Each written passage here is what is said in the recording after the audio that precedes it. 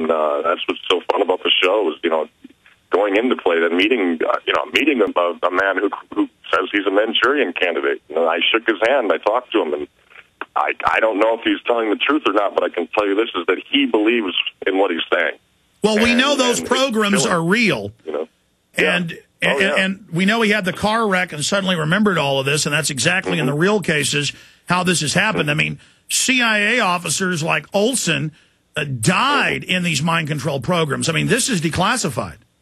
Oh yeah, and but to get out there and meet those people, I hope, I can't wait for another season, because there's a lot of other stories out there that we weren't able to hit this time around, and like I say, and get good ratings tonight and everything else, and we'll have a lot of fun next year. Tyrell, give people the address of the different websites that you run in association with the Conspiracy Theory Show, contact info, contact for True TV, some of the places people can interface with you and send you information. Yeah, they can. You can definitely send mail to True TV, which is at 600 3rd Avenue, New York, 10016. I check on the Conspiracy Theory Jesse Ventura at Facebook.com. Go on there and post things on there. I definitely read all the talkback stuff in there. Go onto the True TV website right through there, and then just voice your opinion and be heard. Okay, shifting gears. Well, I can't take friend requests from everybody, though.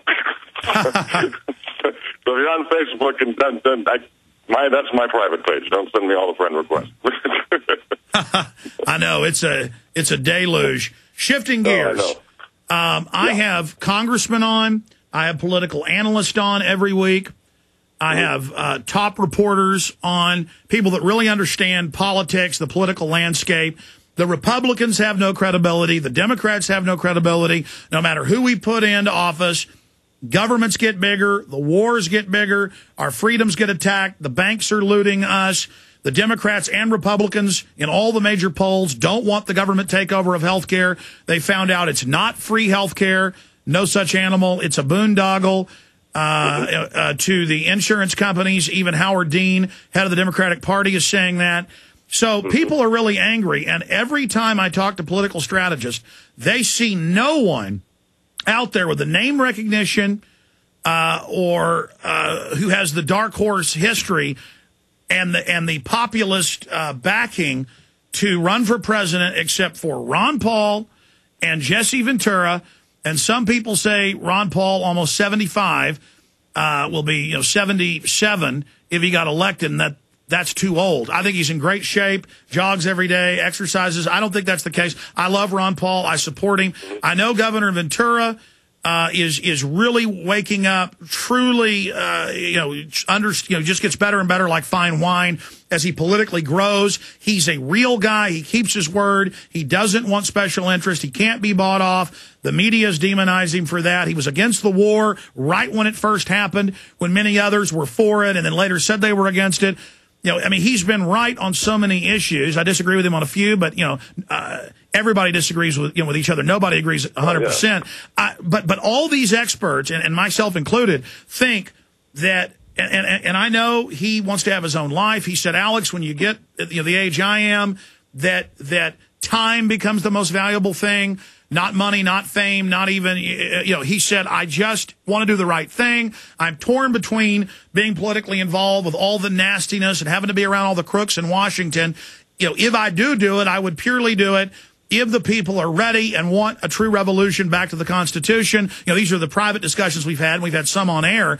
Can you tell us as much as you can about what your dad's really thinking, what he's doing? He's got to know that he's being looked at to run for president and that he's needed. Tyrell Ventura. He does know that, and he does, hear the people out there. I mean, there's numerous websites and things, asking, Jesse, you're running in 2012, and we need you, and that kind of thing. And I can tell you this: my father's a big believer in fate, and if fate opens its door and says, looks like, and puts him in a position where he's going to run for president, he might. But ultimately, I don't think that's on his mind right now. He's not shown me anything behind closed doors that said that he has his sights set on the presidency. If anything, he wants to surf more and continue to work on the television show. But it's a strange, funny world we live in, and you never know what can happen. But as of right now, no, he doesn't have any political ambitions right now, except for just waking people up and continuing to be a voice of independence and a voice of revolution. Well, that's what he's told me, and people always ask me to run for office, and the reason I've said I will probably never do it is that I can be pure here. Nobody's telling me what to say. I can do whatever I want. I can tell the truth. I can feel good when I go to bed at night. And politics itself is inherently corrupting. Inherently it's about compromise. And your dad knows he can write books. He can do TV and radio interviews. He can have a hit TV show telling the truth, trailblazing, and that he wants to be, from the grassroots, part of the revolution against tyranny with the people, as a foot soldier, as a commando, as a Navy SEAL. That's what he sees as that front line general out there, on the front lines in the fight. You know what it is, Alex, is that one of the greatest experiences he ever had in his life was teaching political science at Harvard. When they had him come out there for a semester at Harvard and was able to teach all these young kids about third-party politics and about 9/11 and about JFK and things like that, and he was able to really, those are the people that are going to change the world. And I think my dad's kind of getting to a point in his life now where he would rather inspire the person who is going to change the world rather than change the world. He's taken it as pretty far now, and has gone from governor and everything else. But I think as he gets up there, he wants to surf more, and he kind of wants to pass the reins on. So. Hopefully, there's someone out there who will have that charisma and will have that third-party know-how to, take this country back for us. And but it starts with all of us. It doesn't take one person. You can't put your faith in just one person. Tyrell, I want to hold you. Tyrell, I want to hold you 5 minutes in the next hour if you can. So we have two short segments to be able to take calls. You can do that, can't you? Of course. Okay, great. We're going to come back and go to Noel, Mark, Rose, Ron, Tim, and others for Tyrell Ventura, specifically on the show, or Jesse Ventura, or on Tyrell. But I just want to say this here as we go to break. Studying the Founding Fathers, they weren't perfect, they were men, but they had good hearts, and they were intelligent, and they truly wanted liberty. George Washington, Thomas Jefferson, those are icons, those are my idols.